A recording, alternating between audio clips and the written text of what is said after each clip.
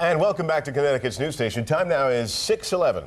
Time to check in on Nancy Aborn, who joins us live from Putnam this morning. Hi there, Nancy. Hi, Nancy. Hi there. Since 1949, Putnam has been known as the button capital of the country, and we are going to find out why this morning. Joining me is Mo Kader, and he is the Director of Operations for U.S. Button. Good morning. Good morning, Nancy. You started out as a young man in the shipping room, and now you're the president of, running the company.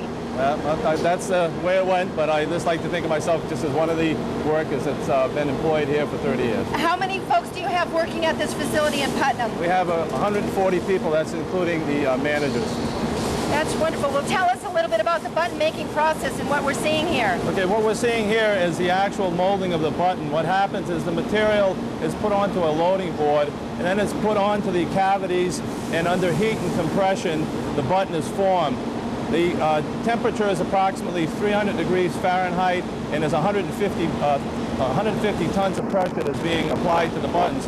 As it's being melted, the shape of the button is made. Okay, so we can see those down along the bottom tray. That's correct. The top where the loading board is, the pill that's had been compacted into a hard substance, and what you see below is the actual formed button.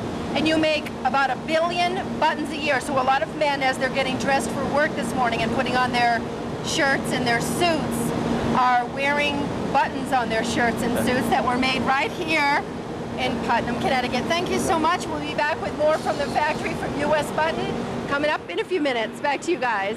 Okay, looking forward to it. Yeah, Nancy. And I'm always losing buttons. Oh, absolutely. Good morning, everyone. I'm Nancy Aborn, live in Putnam. Tammy here may have made your buttons as you get dressed for work this morning. We'll meet all the buttonologists at U.S. Putnam when U.S. Button in Putnam when Eyewitness News this morning continues. Well, we do have Nancy Aborn. She's standing by in Putnam with something we all use every day. Oh, that's right. Hi there, Nancy. Hi, I just really took for granted that they make so many of them here in Putnam, the #1 button manufacturer in the country. This is a sampling of what they make here at the facility at U.S. Button. They have 140 buttonologists on the job here this morning in 3 shifts. And Mo Kader is the Director of Operations and our tour guide this morning. Thank you so much for having us here. You're welcome, tell us a little bit about your involvement with the military. We are one of the larger military manufacturers of buttons in the United States. Right now we're making the olive drab button for the battle dress uniform. When we had Desert Storm, Desert Shield, we had to surge and work 6 days a week, 3 shifts to be able to provide our military with the buttons for their garments. And what we're looking at now, these are the olive drab. Right, they go for the forest battle dress uniform. Okay. For the cold weather. As opposed to the other ones are for the desert and the warmer weather. And the ones Mike Fisher's looking at right now, those are the khaki buttons. That's correct. Those would probably go on a rainwear type jacket. Why is he shaking the pallet like that? That's to put the buttons into the loading board to be able to place them onto the cavities that are on the press in order to manufacture the button itself. And now he's just dumping out the buttons that are going in they were air cooled, and now they're going to be sitting in the barrel to be sent to the next process when the lot is completed.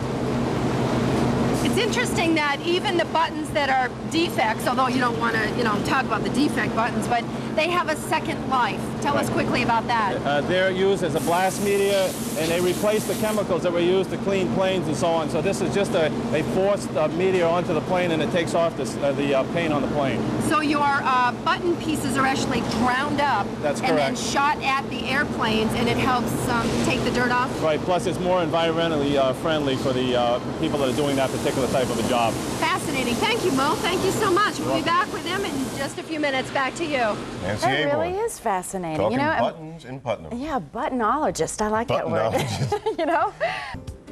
And good morning, everyone. I'm Nancy Aborn, live in Putnam. We're working with the folks at U.S. Button. Say good morning, everyone. Good morning. We'll show you their jobs when Eyewitness News this morning continues. Nancy Aborn, she's there with the buttonologist today. In Putnam. Hey, Nancy. Hi, Nancy. Hi there. Good morning. And it all starts with a squishy material like this. Feels like feels like Play-Doh.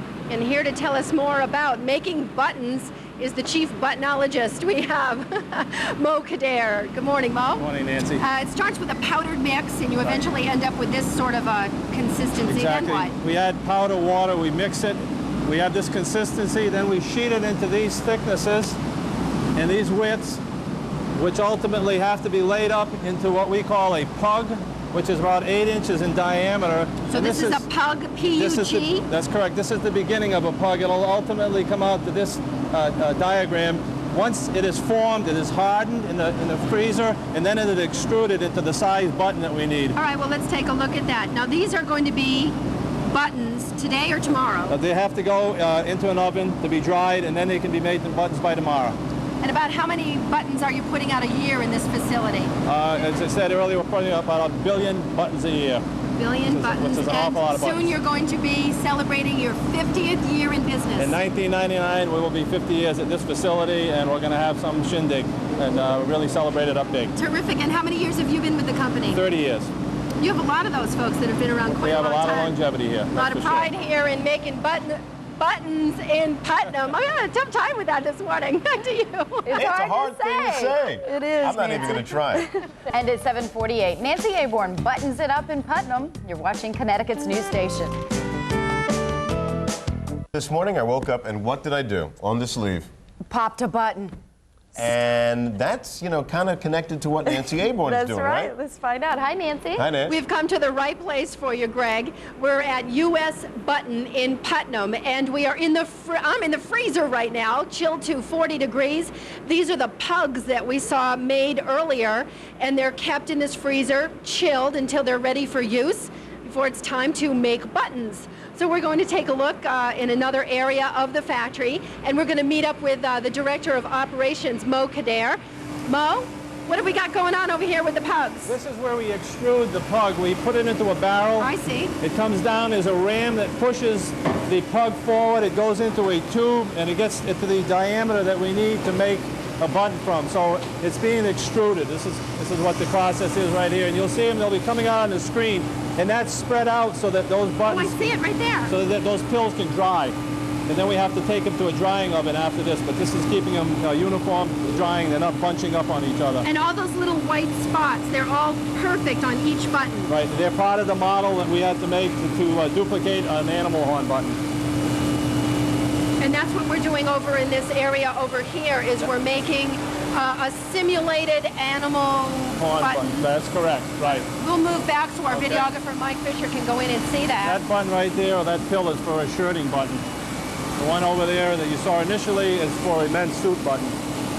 Terrific. Thank you so much for sharing the camaraderie of your factory here with us this morning. We've really enjoyed it. Thank you for coming. It was a pleasure to have you. We never knew there was so much that went into making buttons, did we? That is very true. Yes, Nancy, thank you. Very nice people.